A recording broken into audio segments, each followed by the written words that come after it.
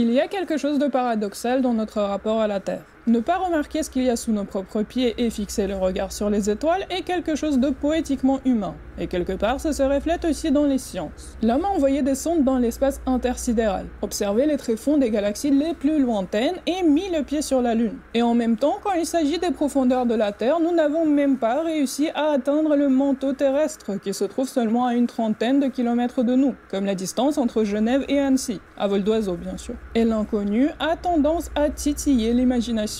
Que cachent les profondeurs de la Terre? Les religions abrahamiques ont une réponse. Au plus profond de la Terre se trouve l'enfer, où les âmes des damnés brûlent dans un feu éternel. Et quand les scientifiques téméraires se croient plus malins que Dieu et mettent les mains où il ne fallait pas, ils pourraient très bien se retrouver face à quelque chose qu'ils auraient préféré ne jamais voir. This is TBN, the Trinity Broadcasting Network.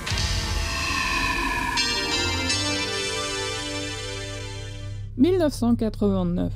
Trinity Broadcasting Network, la plus grande chaîne de télévision religieuse au monde, commence sa grille de diffusion. Un talk-show sur les problématiques chrétiennes du moment, un enseignement de la Bible, un programme musical. Quand soudain, quelque part entre les interventions d'un énième prêcheur, surgit un reportage qui sort du lot. Son contenu très pertinemment résumé dans son titre « Les scientifiques découvrent l'enfer ». Peu de traces restent de ce reportage. Ce qu'on sait est que cette histoire a été diffusée au moins 3 fois sur Trinity, qu'on abréviera TBN.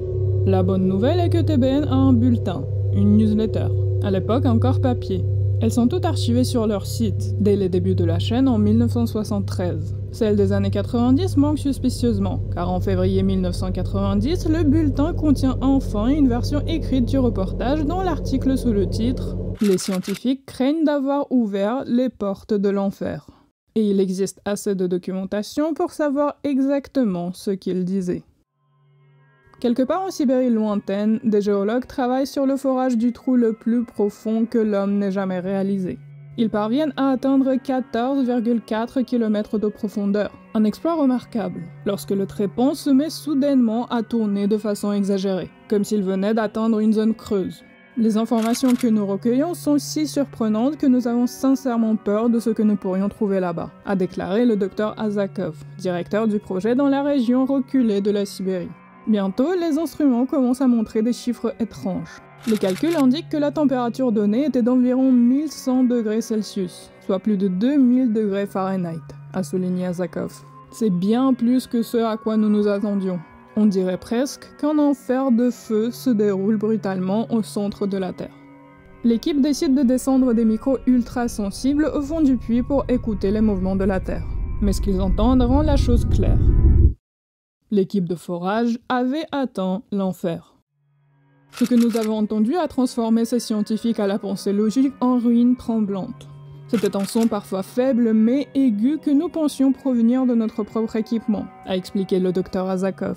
Mais après quelques ajustements, nous avons compris que le son provenait effectivement de l'intérieur de la Terre. Nous avions du mal à en croire nos propres oreilles. Nous avons entendu une voix humaine hurlant de douleur. Même si une seule voix était perceptible, nous pouvions entendre des milliers, voire des millions en arrière-plan. Des cris d'âmes souffrantes. Paralysés par la peur, les géologues n'arrivent à enregistrer qu'une vingtaine de secondes de ce son infernal avant que le micro ne fonde. Après cette effroyable découverte, environ la moitié des scientifiques ont abandonné par peur. Espérons que ce qui se trouve là-bas y restera. Finit le Dr Azakov. D'autres détails sont venus compléter le tableau. Un enseignant norvégien, Åge Rendalen, était en visite en Californie au moment où l'histoire était diffusée sur TBN pour la première fois. Il est d'abord sceptique, mais en rentrant en Norvège, il fait une découverte frappante et s'empresse à écrire une lettre à la chaîne. Voici ce qu'il écrit. « Je dois avouer que j'ai ri en entendant votre récit. Je n'en croyais pas un mot, et j'ai fait remarquer à mon ami que les Américains étaient certainement crédules de croire que l'enfer pouvait être physiquement localisé dans un trou dans le sol. Je ne peux même pas commencer à vous dire quel choc cela a été pour moi lorsque je suis rentré en Norvège et que j'ai trouvé les journaux remplis de rapports sur cet incident. J'ai tout de suite su que s'il y avait un enfer, j'y finirais certainement. Une peur immense m'a saisi et pendant 2 nuits, j'ai rêvé de feu et de cris jusqu'à ce que je m'abandonne à Dieu et remette ma vie entre ses mains pour qu'il la garde. » Rendalen joint l'un des articles en question à sa lettre, avec une traduction réalisée par ses soins. On voit que l'apparition de cette légende urbaine est en grande partie due à la barrière linguistique. Quand on ne parle qu'une seule langue, on devient rapidement dépendant de la bonne foi des traducteurs, et on ne peut pas aller vérifier l'information par soi-même. Sur cette chaîne, j'utilise majoritairement des sources en russe, et la plupart d'entre vous ne peut malheureusement pas les lire. C'est pour ça que je suis ravie de vous parler de nouveau de nos amis chez Rosetta Stone qui sont partenaires de cette vidéo. Rosetta Stone est une application d'apprentissage de langue qui est basée sur l'immersion. Dès le début, elle vous introduit au langage naturel et vous fait déduire des structures grammaticales par vous-même, ce qui permet de s'approprier ces phrases et apprendre à les utiliser dans la vraie vie beaucoup plus vite. Beaucoup d'exercices utilisent la reconnaissance vocale. Il ne s'agit pas seulement de lire ce qui est écrit à l'écran, mais aussi essayer de faire la phrase à l'oral soi-même, ce qui vous habitue rapidement à penser par vous-même et à vraiment employer ce que vous avez appris. Vous vous rappelez peut-être que quand je parlais de Rosetta Stone en janvier, je me remettais à l'allemand. Et grâce à eux, j'arrive aujourd'hui à avoir des conversations avec mes amis allemands et à discuter des sujets quotidiens. Rosetta Stone offre 25 langues, dont le russe, et leur méthode vous mène naturellement des bases vers un niveau conversationnel. Моя учительница Елена Ивановна. Моя учительница Елена Ивановна. Donc si vous voulez vous mettre à l'apprentissage d'une langue, Rosetta Stone vous offre plus de 50% de remise sur l'offre Lifetime 25 langues, donnant un accès à vie à toutes les langues disponibles sur l'application. Avec ça, vos envies linguistiques sont couvertes pour toutes les langues majoritaires du monde. Apprendre une langue est l'un des meilleurs investissements qu'on peut faire en soi-même, et Rosetta Stone vous en offre les clés. Vous trouverez toutes les informations en passant par mon lien en description ou en commentaire épinglé. Le récit serait issu du journal le plus réputé de Norvège et s'appuie sur les dires d'un certain monsieur Numedal, qui a été témoin d'un détail glaçant. Ce qui a vraiment énervé les soviétiques, outre les enregistrements vocaux, c'est l'apparition la nuit même d'une source de gaz lumineux jaillissant du site de forage. Et du milieu de cette colonne de nuages incandescents, un être brillant aux ailes de chauve-souris s'est révélé avec les mots, en russe, « J'ai vaincu », inscrits sur le ciel sombre de Sibérie. L'incident était absolument irréel. Les soviétiques ont crié de terreur, déclare monsieur Numedal. Plus tard dans la nuit, il a vu des équipes d'ambulances circuler dans la communauté. Un chauffeur qu'il connaissait lui a dit qu'on lui avait dit de donner à tout le monde un sédatif avec un médicament connu pour effacer la mémoire à court terme. Les soviétiques utilisent ce médicament pour traiter les victimes de choc.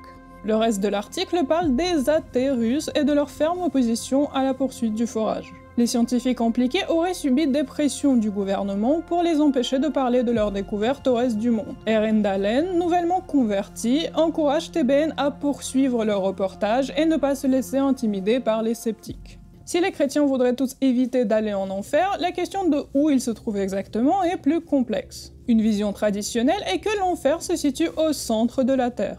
Dans l'Ancien Testament, le mot que l'on traduit par enfer est Sheol, également traduit par la fosse ou la tombe, un endroit souterrain. Et plusieurs passages du Nouveau Testament donnent une direction vers le bas quand il parle de l'enfer. Comme dans Luc 10,15, « Et toi, Capernaum, qui a été élevé jusqu'au ciel, tu seras abaissé jusqu'au séjour des morts. » L'enfer se trouvant directement sous nos pieds est donc une vision partagée par un certain nombre de chrétiens. Et l'histoire du forage en Sibérie, qui ramasse rapidement le titre sensationnel « Well to Hell », puis vers l'enfer, se propage sur les radios et les journaux chrétiens américains. Bien sûr, TBN reçoit aussi son lot de critiques, et en réponse, ils ne font que doubler de mise. En janvier 1990, le présentateur de l'émission répond ainsi. « Laissez-moi juste vous dire, vous tous qui m'avez écrit toutes ces lettres désagréables sur le trou de l'enfer. Mes amis, je ne fais que rapporter ce que les gens m'envoient et je ne sais pas si c'est vrai ou non. Je sais une chose, si c'est un tour du diable, il l'a certainement gâché, car je connais environ 2000 personnes qui ont trouvé le Christ grâce à cette histoire. Si j'ai tort et qu'ils ont raison, je n'ai rien à perdre. Mais si j'ai raison et que vous avez tort, vous avez tout à perdre. » D'où pourrait bien sortir cette histoire? C'est la question que se posent aussi les spectateurs de TBN. Et en l'absence de réponse de la part de la chaîne, ils se tournent vers d'autres médias chrétiens. Début 1990, un auditeur appelle Talk from the Heart, une émission sur la radio chrétienne californienne K-Bright. L'appel est reçu par l'animateur Rich Buller. S'ensuit un autre, puis un autre. Buller reçoit autant d'appels sur le puits des enfers qu'il promet à ses auditeurs de trouver la réponse. Il commence par appeler TBN, qui lui affirme que toutes les preuves sont dans la newsletter. Animateur chrétien, Buller y est naturellement abonné, et il retrouve le numéro dans la pile de courrier. Dedans, il est indiqué que l'histoire provient d'une traduction du journal finlandais Amenus Astia, TBN affirme qu'ils ont reçu l'article de la part de Robert Schambach, un pasteur évangélique du Texas qui était un invité fréquent sur la chaîne. L'équipe de Buller appelle le bureau de Schambach et sont assurés que l'histoire était absolument vraie et que le journal en question était une revue scientifique respectée en Finlande. Il s'avère qu'Amenus Astia n'était pas du tout une revue scientifique, mais plutôt une petite revue évangélique luthérienne. Lorsque Buller les contacte pour leur poser des questions sur l'histoire, il rapporte qu'un membre de l'équipe avait écrit l'article de mémoire, après avoir lu l'histoire dans le quotidien finlandais Etelä Suomen Sanomat. Quand Buller les appelle, ils ne reconnaissent pas l'histoire, mais le rappellent plus tard. Il se trouve que le puits de l'enfer apparut dans la section avec les lettres des lecteurs, où n'importe qui pouvait envoyer une histoire. Ils arrivent à traquer le lecteur, un homme âgé un peu réticent à leur parler, mais celui-ci admet finalement l'avoir lu dans un bulletin chrétien finlandais appelé Vaeltajat. Buller contacte alors Vaeltajat qui lui confirme que l'histoire apparut dans leur numéro de juin 1989, dont voici la couverture et l'article lui-même que j'ai obtenu grâce aux utilisateurs Toyota Gorilla et Krakenpine sur Reddit. Un grand merci à eux. La traduction est presque mot par mot ce que je vous ai lu au début de la vidéo, ce qui semble prouver que le reportage de TBN est issu d'une série de répétitions consécutives. Ici, le Dr Azakov a un prénom, Victor. L'article de Vaeltajat précise que l'histoire provient cette fois-ci d'un bulletin d'information californien, intitulé Jewels of Jericho, qu'il aurait publié dans leur issue de janvier-février. Cela expliquerait pourquoi les unités de mesure utilisées dans cet article finnois sont des miles et des degrés Fahrenheit. Malheureusement, Buller n'arrive à trouver aucune piste qui le mènerait à Jewels of Jericho, que ce soit un contact ou même une preuve de son existence. L'histoire du puits des enfers sibériens devient un serpent qui mord sa propre queue.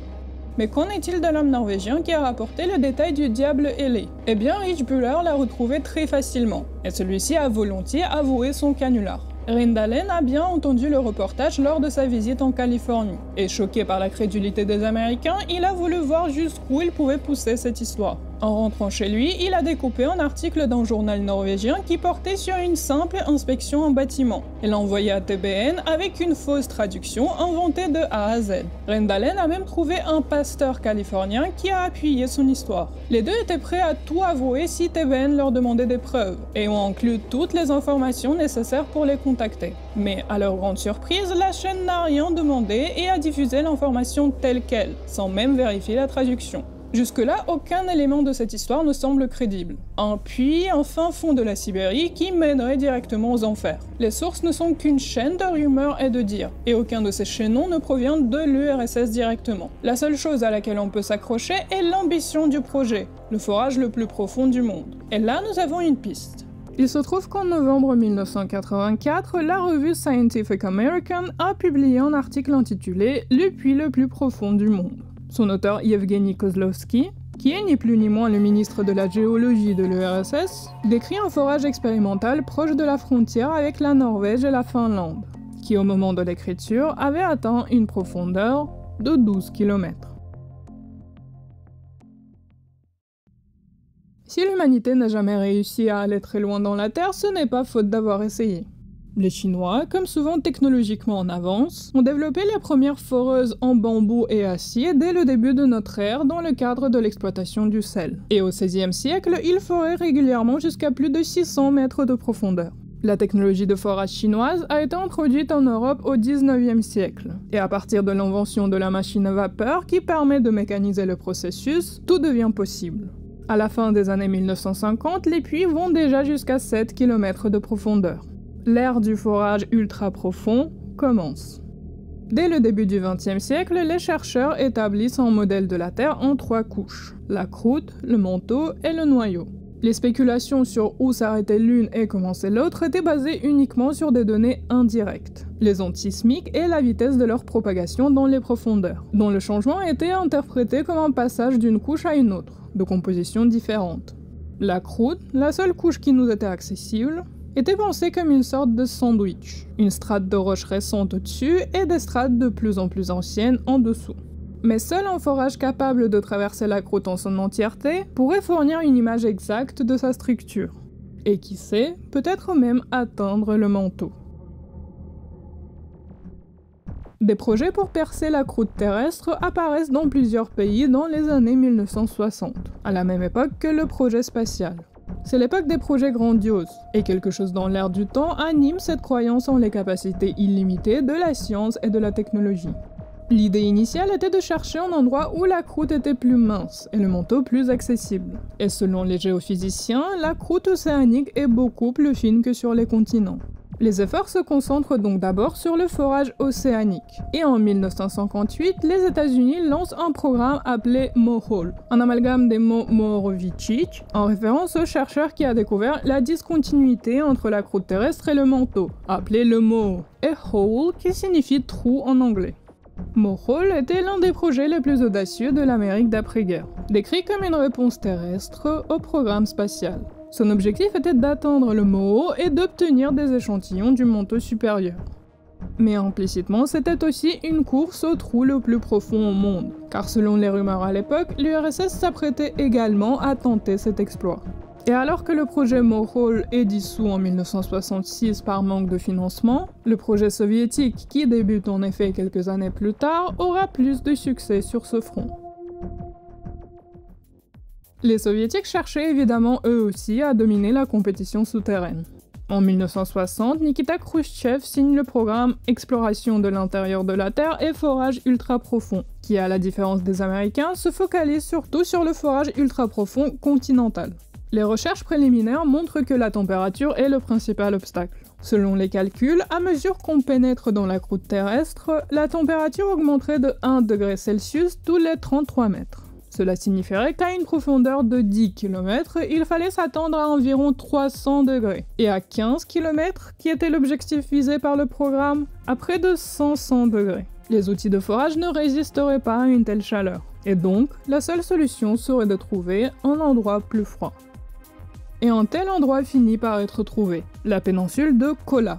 Pas du tout en Sibérie, mais à seulement 16 km de la frontière avec la Norvège, et également très proche de la Finlande. On commence déjà à mieux comprendre pourquoi l'histoire a apparu pour la première fois dans les journaux finlandais. La particularité de la péninsule est qu'elle fait partie du bouclier scandinave. Et un rapport préparé à l'Institut de physique de la Terre déclarait qu'au cours des milliards d'années de son existence, le bouclier s'était refroidi au point que la température à une profondeur de 15 km ne dépasserait pas 150 degrés, à la différence des 500 estimés ailleurs. Le forage commence donc en mai 1970. Comme tout grand projet soviétique, le forage de Kola, ou le forage SG3, était secret. Les raisons ont été sa situation dans une zone frontalière, ainsi que sa haute priorité scientifique. Dans les années 70-80, les locaux du village de Zapoliarny, la commune la plus proche du forage, rigolaient que se faire embaucher au SG3 était plus difficile que devenir cosmonaute. Parmi les centaines de candidatures, seules 1 ou 2 personnes étaient sélectionnées. Et les postes venaient avec leur lot de privilèges habituels pour un projet secret, comme un appartement et un salaire considérable. Quand je dis privilèges habituels, je vous renvoie à ma vidéo sur les villes secrètes pour plus d'infos sur le quotidien des travailleurs sur les projets de cette sorte. Au bout de quelques années, le processus est établi, mais il est naturellement long et pénible. Un cycle de forage correspond à 18 heures, au cours desquelles le train de tige avance de 8 à 10 mètres avant d'être remonté à la surface pour changer le trépan. En 5 ans, la profondeur du forage atteint la marque fatidique de 7 km. Et à partir de là, c'est l'inconnu. Le forage rencontre de nombreux soucis. Le tubage a du mal à rester droit. Après avoir atteint 12 km, il remarque que le puits s'est incliné de 21 degrés. Et il est décidé de reprendre à partir de la marque de 7 km. Les trains de tige se rompent constamment, et celle-ci chute à grande profondeur, ce qui fait également recommencer le processus. Peu à peu, la partie basse du forage commence à ressembler à un réseau de racines d'un grand arbre, ce qui était frustrant pour les foreurs, mais une super nouvelle pour les géologues qui reçoivent des échantillons provenant de plusieurs endroits. Malgré tout, il persiste. Le jour mémorable du 6 juin 1979, le foreur marque dans le journal 9584 mètres. Bertha Rogers, ciao goodbye, en référence au puits de gaz américain qui détenait alors le record à précisément 9583 mètres, 1 mètre de moins. En 1982, SG3 atteint 11 660 mètres, ce qui dépasse même le record de la mer Nature, la fosse des Mariannes, qui est estimée à 10 984 mètres de profondeur. En juin 1990, le puits de Kola est à sa longueur maximale de 12 262 mètres. À ce moment, il est décidé de prendre une pause afin de préparer le puits pour une descente à 14 km. Mais un autre incident survient. Le train de tige se casse à 8 km de profondeur. Et vu le coût des réparations et des préparatifs pour une reprise, le forage s'arrête définitivement en 1994. Étant donné la nature secrète du projet, presque aucune mention du forage n'apparaît dans la presse, civile ou scientifique. Le premier article consacré au SG3 paraît dans la Pravda en 1975, écrit par le ministre de la Géologie lui-même, mais pas le même qu'avant. Quelques visites depuis des pays amicaux sont autorisées, et les infos commencent à fuiter, mais surtout sous la forme la plus sensationnelle. Le monde reçoit le message que l'URSS est en train de creuser le trou le plus profond du monde.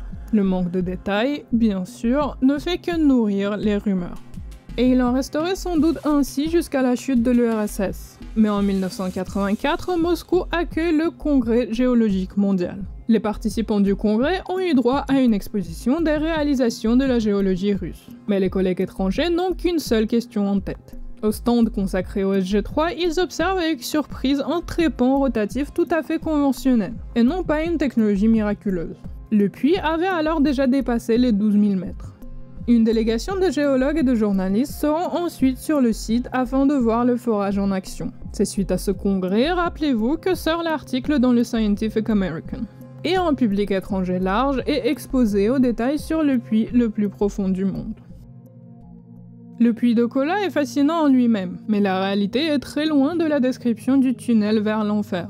Les températures se sont en effet avérées beaucoup plus élevées que prévu. À 12 000 mètres sous la surface, la température de la roche, qui date d'il y a 2,7 milliards d'années, y est d'environ 180 degrés Celsius, presque 2 fois plus chaud que prévu. L'apparence réelle du puits est particulièrement décevante, car à cette profondeur, son diamètre est de seulement 20 cm, et un diable ailé s'y serait sans doute retrouvé coincé. Bien sûr, quand la légende urbaine commence à faire parler d'elle, les rumeurs atteignent aussi la soviétique. Le directeur du forage, David Guberman, se rappelait de cette histoire avec le sourire, même si à l'époque il ne riait sans doute pas. Un beau jour en 1989, tôt le matin, il a commencé à recevoir des appels incessants, du journal local, du comité régional du parti, puis du ministère. David Mironovitch, qu'avez-vous raconté aux journalistes occidentaux? Qu'est-ce que cette histoire du Satan des enfers? Plus tard, en interview, David Guberman reconnaissait l'absurdité de ces rumeurs. Mais il y avait un détail qui le laissait perplexe. Lorsqu'il m'interroge sur cette histoire mystérieuse, je ne sais pas quoi répondre. D'un côté, les histoires sur le démon sont des conneries. D'un autre côté, en tant que scientifique honnête, je ne peux pas dire que je sais exactement ce qui s'est passé là-bas. En effet, nous avons enregistré un bruit très étrange. Puis il y a eu une explosion. Quelques jours plus tard, rien de similaire n'a été retrouvé à la même profondeur. On ne sait pas quand l'incident dont il parle aurait eu lieu. Et des rumeurs de bruits étranges et d'accidents qui, comme avertissaient l'équipe de ne pas continuer le forage, continuent à circuler même dans les sources russophones.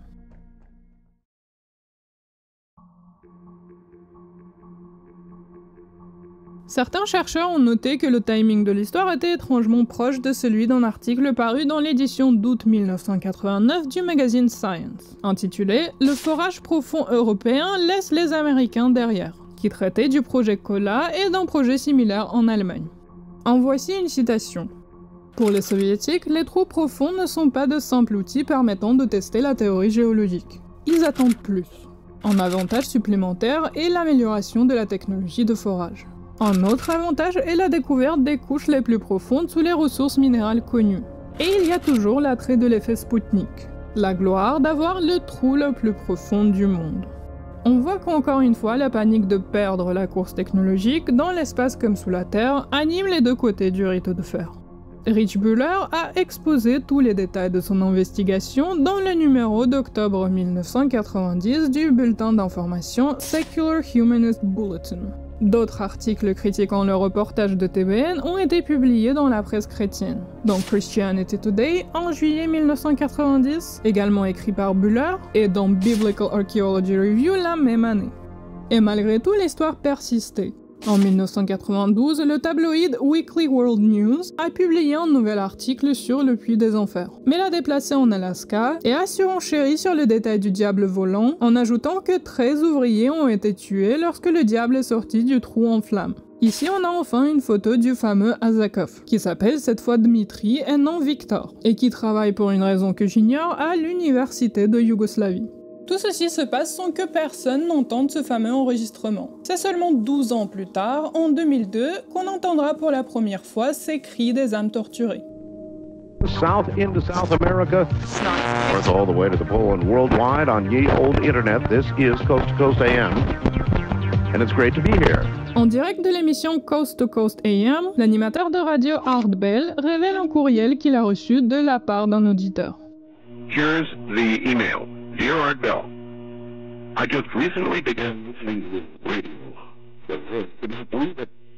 Let's talk about the sounds from South tonight. My uncle. Couldn't believe it. My uncle collected videos, so forth, on the paranormal, supernatural. He passed away fairly recently. He let me listen to one of the audio tapes that he had on sounds from hell in Siberia, and I copied it. He received his copy from a friend who worked at the BBC.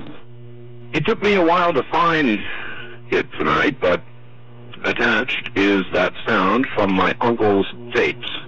I was very hesitant to send you this, as the sound bothers me to listen to. I'd suggest that if you do play it on the program, warn listeners in advance so they may have the option of turning the radio off for 30 seconds while it plays. It those possibly. For those who discounted the Siberia sounds from Hell's story, it is true, and it's a word. Rick, it wasn't. Rick, listen from Chicago. Ils jouent ensuite l'enregistrement qui depuis raccompagne la légende partout. I warn you, what you are about to hear is very disturbing indeed.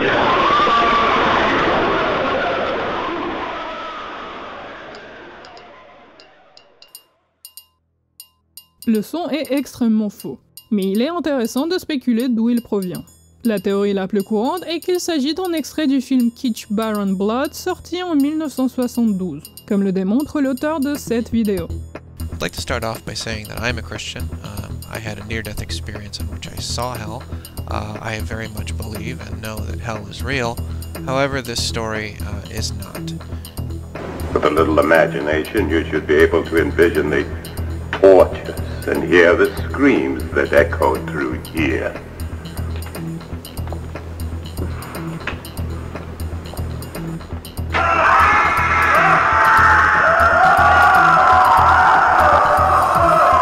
This file has been looped and layered over itself several times to make the 20 or 30 voices from Blood Baron sound like a few hundred. Et même si certains trouvent que le son de Baron Blood ne correspond pas tout à fait à l'enregistrement, il y ressemble suffisamment pour être certain qu'il provient d'un film, et non pas du Puits des Enfers en Sibérie. Le Puits des Enfers fait partie de ces légendes urbaines qui sont tellement absurdes que personne n'y croit, mais qui ont pourtant du mal à mourir. En 2014, lorsqu'une étrange apparition d'énormes cratères explosifs a été observée sur la péninsule de Yamal, cette fois-ci bien en Sibérie, il était facile d'imaginer qu'un démon ailé pouvait en sortir à tout moment. La légende a également inspiré de nombreux médias. The House That Jack Built de Lars von Trier fait mention des tentatives soviétiques de forer jusqu'en enfer. Mais il existe également des productions russes, comme le film d'horreur The Super Deep sorti en 2020, qui met en scène un groupe de scientifiques qui descendent dans le puits de Kola et y trouvent des monstres. SG3 maintient toujours sa suprématie en profondeur verticale réelle. Quelques forages ont réussi à le battre en longueur, mais il s'agit de puits de pétrole ou de gaz qui sont forés selon un angle par rapport à la surface terrestre, et ne vont donc pas aussi profondément.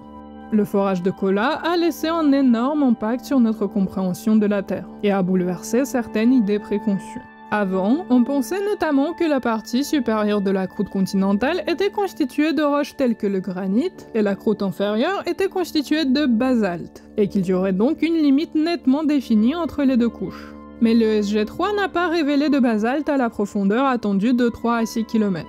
On pensait également qu'à force d'aller plus loin vers le centre de la Terre, avec l'augmentation de la pression, les roches devenaient plus monolithiques, avec peu de fissures et de pores. Le puits de Kola a encore une fois prouvé le contraire. À partir de 9 km de profondeur, les strates se sont avérées très poreuses et remplies de fissures à travers lesquelles circulait de l'eau. Cette observation a ensuite été confirmée par d'autres forages ultra profonds. Aujourd'hui, le site SG3 est laissé à l'abandon. Ceux qui viennent ici par curiosité ne voient que des bâtiments détruits, avec au milieu un bouchon métallique avec 12 boulons. C'est peut-être ce simple bouchon qui fait barrière entre nous et les enfers. Les alentours du puits étaient dans un état déplorable avant qu'en 2022, un groupe de bénévoles ne vienne nettoyer et rendre le site un peu plus digne. Des projets de transformer le site en attraction touristique sont en cours. Les scientifiques russes n'ont donc pas creusé jusqu'en enfer, et n'ont pas enregistré les cris des damnés. À la place, ils ont réalisé l'un des projets scientifiques les plus ambitieux de l'humanité, qui a changé notre compréhension de la composition de la Terre. Et quelque part, un Finnois frustré par le fracas de l'autre côté de la frontière a écrit une lettre à son journal religieux local. Merci d'avoir regardé cette vidéo jusqu'à la fin. J'espère qu'elle vous a plu et que, comme moi, vous avez été intéressé par cette histoire du trou le plus profond du monde. Un grand merci à Rosetta Stone d'avoir été le partenaire de cette vidéo. Pour profiter des remises sur leurs abonnements, vous trouverez tous les liens ci-dessous. N'hésitez pas à partager vos pensées en commentaire et je vous retrouve bientôt dans les profondeurs de la culture russo-soviétique.